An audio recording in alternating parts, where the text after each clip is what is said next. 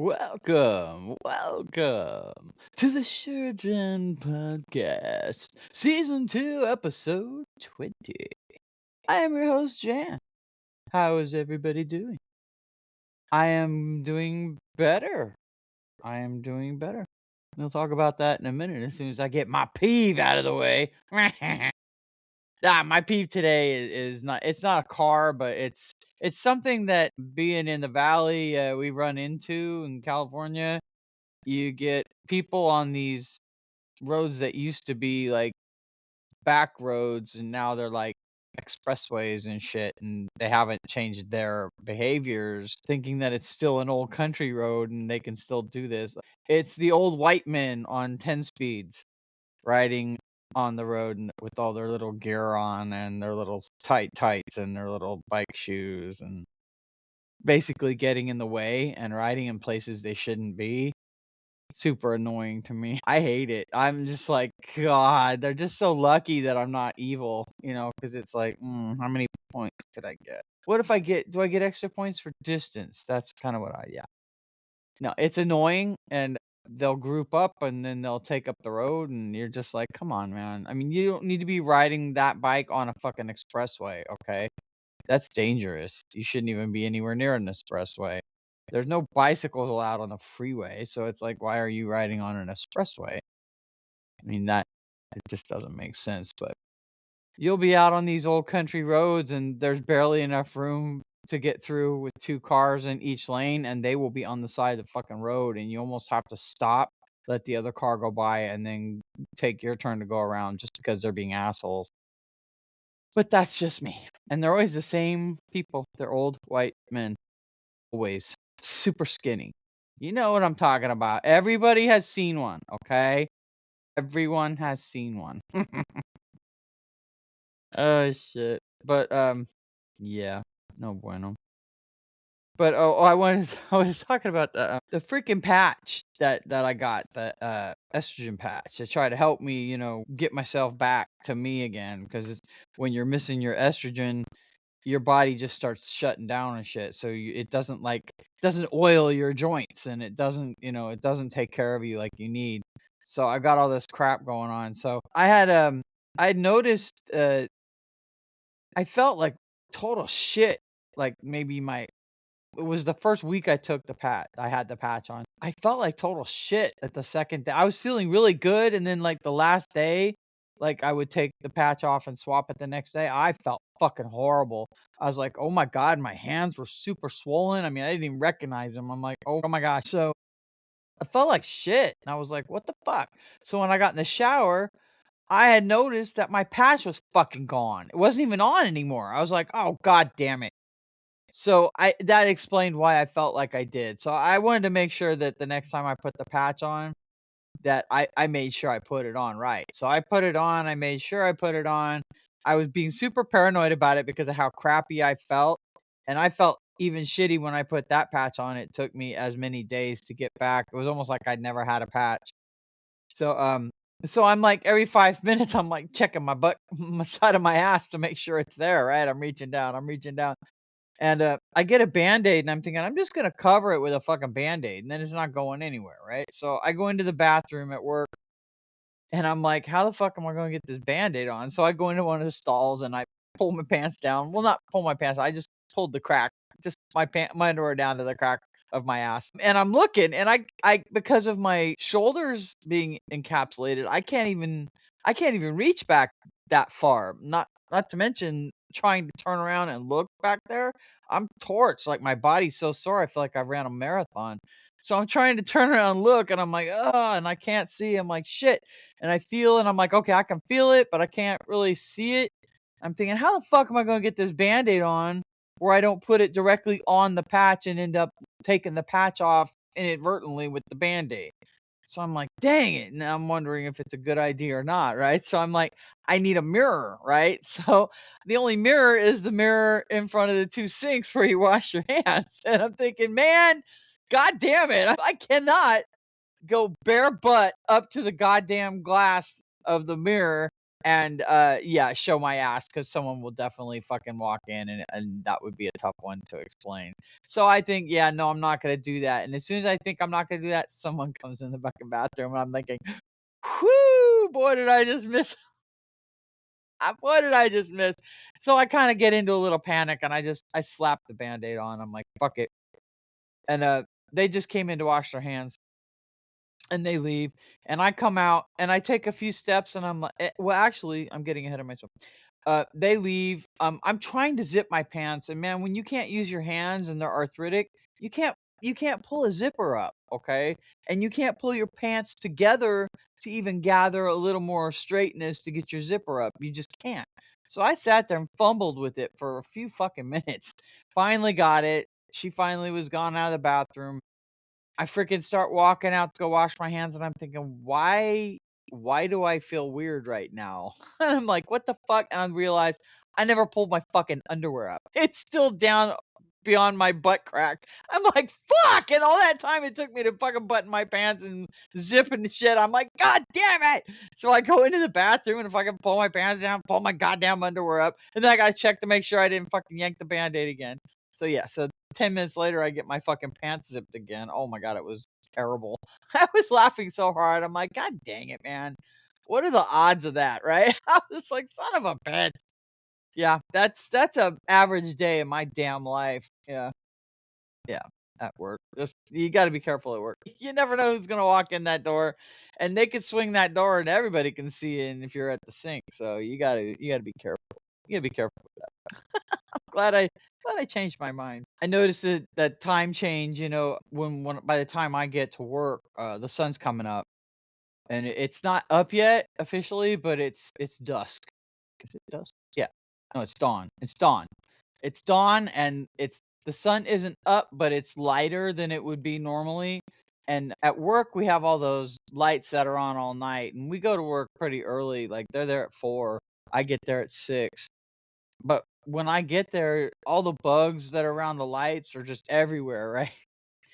And the other day I pulled in and I got out of my car and I always get some water out of my trunk, right? So I open up my trunk, I get some water, I look down, and there's this huge moth. It's pretty good size. And I was like, damn, and it's like flopping around. And it looked like the moth from like the Silence of the Lambs, the one that's over a mountain. So I pick up I get my vest and I put it in my vest and I'm thinking I'm gonna try to save it. I don't know if I ran over it. I have no idea. So I'm gonna try to put it somewhere where I feel it might be safer than in the middle of the fucking roadway, right? So I pick it up, I put it over in the rocks, and I grab my shit and I go. And I get to the door and I look over and I can see it flapping a little bit, and then this fucking bird comes down and fucking kills it. Ate the fucking moth, motherfucker! God damn it! I was like, fuck! No, man! But yeah, there you go. Fuck my luck. I mean, they're on the wall, just against the wall, and the birds just come up and go twink and take them right off the wall. So it's like, shit. You try to save something. Everybody calls me Captain Save-A-Ho anyways. So, I tried to save it, but I couldn't save it. Just as I look over too, that fucking bird came down. I was like, oh no. Yeah, no, I can't save it. There's my Chupa in the background. Hi, Chupa. That's right. That's right. I have a friend here. That's right. But yeah, so that was kind of funny. I was like, son of a bitch, just typical. God damn it, man. I watch basically old school reruns. I always liked Dr. G, Medical Examiner. I always liked that show. I was always amused by how she enjoyed her job so much and that she would get excited over someone else's misery. I just thought that was always kind of amusing to me. She's like, "Oh, it's one. I can't believe I got this case." And you're just like, "Well, it was very exciting." And I'm thinking, "Damn, someone at home is going, man." But she had some interesting cases, and I think when you watch shows like that and you pay attention, you can learn a lot about anatomy from watching that show in particular because she's very precise about what she talks about and she's very knowledgeable. She knows exactly what she's doing. She's very much into her job. She's probably one of the top forensic doctors. I'm pretty sure she's retired right now. I recommend watching it. I mean, if you aren't queasy about autopsies and stuff, that shit doesn't bother me at all. But it's interesting how they'll bring you a perspective in the beginning of the show, like what might have happened and what they think, maybe there was something. The last one I watched was a guy came in there. They had a man that came in that had been shot, and his girlfriend said that she was trying to get away down the stairs and she had to turn around and shoot him to get away, and he fell down the stairs. And at the bottom of the stairs, he's laying on his back with his feet crossed in the dead man's pose, and has a gun on his chest, in his hand. And I'm thinking, how the fuck you start at the top of the stairs with a gun in your hand? You get shot, you fall down the stairs, you still have the fucking gun in your hand, right? And how do you have so much face trauma? And you could tell her story wasn't jiving, right? So Dr. G does her autopsy, and she says the same thing. She's like, "There's way more face trauma here than I would have expected. Like he broke his jaw, or his partials were completely knocked out of his face, and I mean, he landed with zero protection, which means he was dead when he landed." So she goes to the bullet wound in his head. And this was interesting because she says, when she obviously peels back the skull, she says in the bone, there's a keyhole. A keyhole, it's a keyhole. And I was trying to figure out what the hell she meant by that. And I guess a keyhole is when you're shooting at such an angle that it goes in and comes out within like an inch of the skull. So the bone breaks off and hits the other bone on the way out, and it makes like a keyhole shape. And that's how you know. And then the part that's busted is where the person was, and the part that's not broken at the top is the direction that the bullet was coming. So she proved that that lady totally lied, that she was shooting from the top of the stairs down at his head and hit him, and he fell because she fucking put a bullet in his head. So it was interesting because up until that moment, it seemed like the woman had self-defense, and then you find out, oh wow, just because of that keyhole and the injuries to his face, she knew that wasn't true. It was interesting. It's nice to see that, people can't get away with that shit. And it's a good aspect to see what the forensics examiners do like that, because I mean, they can be instrumental in solving a case just by what they do and what they say. They're the ones in the end. I also love watching the Pimple Popper, Dr. Pimple Popper, Sandra Lee. I really enjoy watching that show. It's interesting to see all these different skin issues these people have. I mean, things I've never even freaking heard of before. And I think once you watch her, I've watched her. Oh my gosh, I was watching her like 15 years ago when she was on exclusively on YouTube. I was watching her. You learn. It's same with like Dr. G. You learn a lot. Like I've learned so much watching her. I feel like I could diagnose someone with what they have wrong. I'm not saying that I could fix their problem, but I could probably tell them what it is, if nothing else. It's interesting, and I like it because it kind of like you can almost guess each person that comes in. You try to guess what they have, and sometimes you're right. And you're like, oh, and then you start going through this fantasy like, oh, I could do what she's doing. Nah. In the end, no, I can't.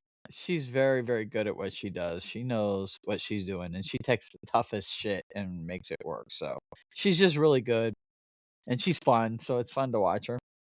Dr. G isn't necessarily fun, but like I said, it's fun to watch her be so excited about death. It's just kind of interesting. It's just funny. Yeah, other than that, I really don't have too much to talk about other than that. I'm feeling a little better. I changed my patch yesterday. I feel a little bit better. I certainly wish that that patch hadn't fallen off before, because I feel like that day set me back a week. It took me a week to get back to where I am again. So, I'm going to be very, very sure.